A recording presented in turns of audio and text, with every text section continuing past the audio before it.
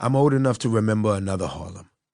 Before the heroin game overtook the numbers game, before crack overtook heroin, before a U.S. president moved his offices uptown, and before white people started pushing strollers across 110th Street, I knew a Harlem where you didn't have to lock your front door. I'm talking about a Harlem that was still in the midst of its renaissance. A Harlem swinging to jazz and bebop, a Harlem beating with the warmth and life of gospel music by day and teeming with people in excitement and glamour by night. I'm talking about a Harlem where older women from the South with uncanny multitasking abilities sat outside on stoops or in windows high above the street, sewing clothes, peeling vegetables, and spreading gossip, all while keeping watch over the neighborhood children, missing nothing. "Danny, go get your sister Dolores out of that street," Miss Margarita, a neighborhood woman who knew us all by name, would snap from her window lookout. A Harlem crowded with lounges, restaurants, music venues, ballrooms, and movie theaters. A Harlem where my friends and I would hold taxi doors for women in mink stoles and crouch at the feet of men in suits and bowlers, shining their patent leather shoes to a sparkle. Lexington Avenue had cobblestones, and every now and then you'd see a horse and wagon clopping up the street, a Harlem of life, lights, and all kinds of humanity.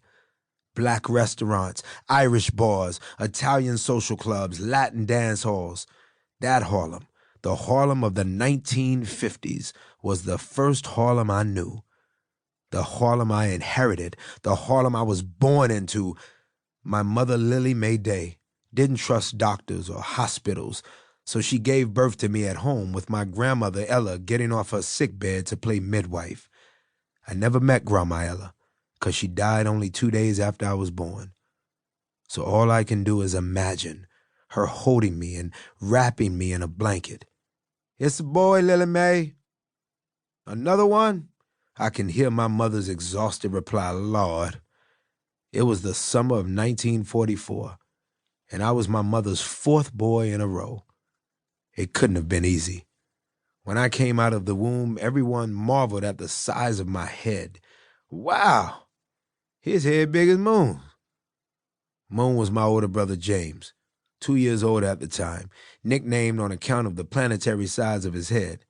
Mine was just as big, so they nicknamed me Lil Moon and started calling James Big Moon. The official name they gave me was Daniel, but when my parents went downtown to file my birth certificate, some clerk screwed it up and put me down as Daniel. It wasn't just me either. My mother gave birth to 3 more children, all girls, and we each had inaccurate information on our birth certificates. Wrong gender, wrong surname, misspelled mother's maiden name. They were minor human errors in the grand scheme, but they symbolized a larger feeling of neglect. It was understood, literally from birth, that the system didn't really care about keeping our information correctly, that it didn't really care about us. 'Cause we were poor as hell. Poorest of Harlem's poor, dirt poor. We lived in East Harlem, in a 5-story tenement building on Lexington Avenue and 129th Street. My parents had come to the city as part of the Great Migration, and they struggled and fought to survive in an overwhelming new urban reality. My father, Robert Day, worked 3 jobs, while my mother managed us 7 kids, a thankless full-time job. My parents and their generation were new to city life. They had come from tight-knit rural communities in the South where everyone knew each other, and in the early days of Black Harlem, they did their best to recreate those communities. All the doors to the apartments in our building stayed open all day long. Aunt Mary, my mother's first cousin, lived above us and could holler out her apartment to ask my mother to borrow sugar, and my mother could holler back a reply. And we never needed house keys. The front door of our building was always kept propped open by a heavy rock, and our mutt and 2 cats just came and went as they pleased, in and out, just like us. Each block was its own microcosm of small-town Southern life. Each neighborhood was associated with a particular region, so that you had the people who came from South Carolina living in one area, the ones from Virginia in another. I didn't meet a black person whose family was from North Carolina until I visited Brooklyn, where a lot of them had settled. That's how specific these neighborhoods were.